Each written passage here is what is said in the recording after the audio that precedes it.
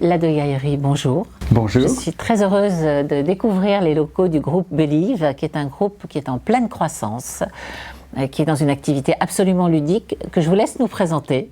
On est dans une activité de développement d'artistes. Notre métier, c'est de développer des artistes à tous les stades de leur carrière, des artistes en développement jusqu'au top artistes dans les marchés partout à travers le monde. C'est ça notre métier, dans le monde digital évidemment. Et vous êtes combien, dans combien de pays? On est 1500 personnes dans 50 pays et on travaille avec plus de 850 000 artistes à travers le monde. Et on travaille avec plus d'artistes parce qu'on travaille avec des artistes beaucoup d'artistes en développement, des artistes de la classe moyenne, des top artistes que n'importe quelle autre maison de disques à travers le monde. Donc vous êtes à la fois distributeur, agent, vous avez cette double casquette. On a construit un modèle en fait qui nous permet de pouvoir servir des artistes quel que soit leur niveau de développement. Donc on a construit des solutions spécifiques pour des artistes qui sont amateurs ou ont tout début de développement, qui veulent simplement rendre leur musique disponible sur Spotify ou Deezer ou Apple Music pour que leurs amis les écoutent. Des services pour des artistes qui sont déjà des très très grands artistes dans leur pays, donc pour les aider à développer, à gérer l'intégralité de leur développement d'audience et de leur carrière. Donc c'est vraiment un service à la carte en fonction du niveau de développement des artistes. Vous avez réussi la prouesse d'avoir une réputation extraordinaire en termes de valeurs. Et dans ces valeurs, on va retrouver la parité, bien sûr. Donc, comment ça se passe? Ce qu'on considère, c'est que comme on distribue des artistes avec une très très grande diversité d'origine, de genre, on doit avoir des équipes qui représentent cette diversité. Donc le fait d'avoir la parité des femmes, des hommes pour représenter nos artistes qui sont des femmes, des hommes, c'est absolument indispensable et il faut qu'on ait nos deux cœurs, nos collaborateurs et nos artistes battent à l'unisson. Donc c'est un tout. Donc la réflexion sur la parité, elle part d'abord de cette réflexion globale. On sait la parité crée de la performance, vous le voyez au quotidien?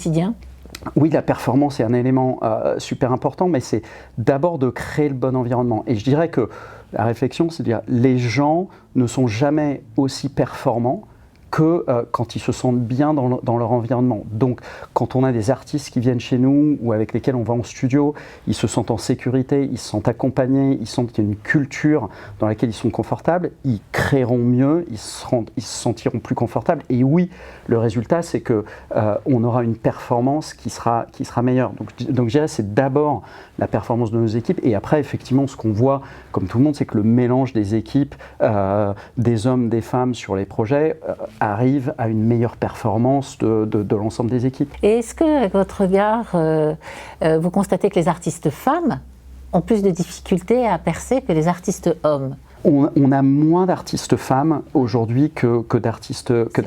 Le ratio à peu près? Le ratio, aujourd'hui, c'est à peu près 20% de femmes, 80% d'hommes dans les artistes. Et donc, c'est énorme. Il y a une grosse différence. Donc, c'est un sujet, je dirais, le premier sujet sur lequel on a commencé à travailler, c'était de créer déjà la parité à l'intérieur de Believe.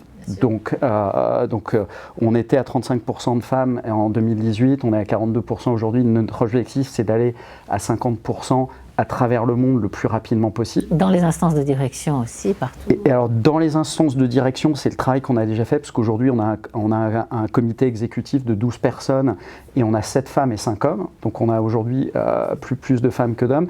Et je dirais, c'est une des briques essentielles de la manière dont on tire ce sujet à l'intérieur de Believe. Nous parlions de quotas dans les conseils d'administration, ils arrivent aujourd'hui dans les COMEX, vraisemblablement, on en parle de plus en plus. Quelle est votre position? Nous, aujourd'hui, notre objectif, c'est d'avoir un conseil d'administration à parité 50-50.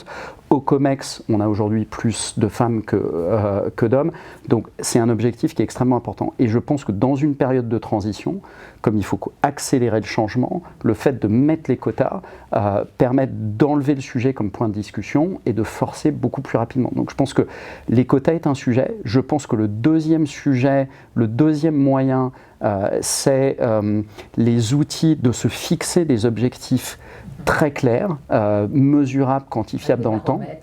avec des baromètres. Je pense que l'outil, nous, les deux objectifs sont très simples, c'est de se dire on veut arriver à 50-50 en termes d'effectifs et on veut atteindre le score sur l'égalité homme-femme qui, je trouve, est un très très bon outil de 100 sur 100, non seulement en France, mais dans l'intégralité des pays du monde, et on veut enrichir ce baromètre-là.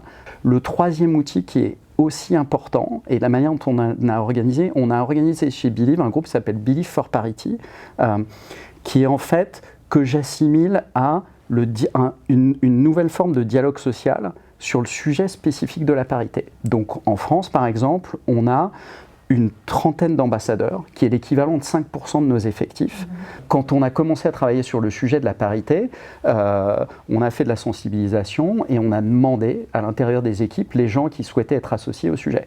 Et progressivement, ça s'est constitué en fait en groupe de travail. Et aujourd'hui, on a une trentaine de personnes qui sont très structurées sur différents projets. Comment est-ce qu'on s'assure que on a des comportements qui soient appropriés en termes de langage, en termes de comportement à l'intérieur des équipes? Comment on fait pour s'assurer que les sujets de la promotion sont traités? Donc il y a un certain nombre de travail qui sont animés par ces équipes. Et je pense que le fait d'avoir une trentaine de personnes dans l'ensemble des équipes, c'est le levier quasiment le plus fort, parce qu'en fait ça veut dire qu'on a 30 personnes qui sont engagées partout, qui vont être des vigies à l'intérieur de la société, donc qui tireront les signaux d'alarme si on n'a pas les bons comportements, qui vont venir avec des propositions d'idées pour améliorer le sujet. Donc c'est vraiment, j'assimile le dialogue social en fait sur le sujet spécifique de la parité. Pour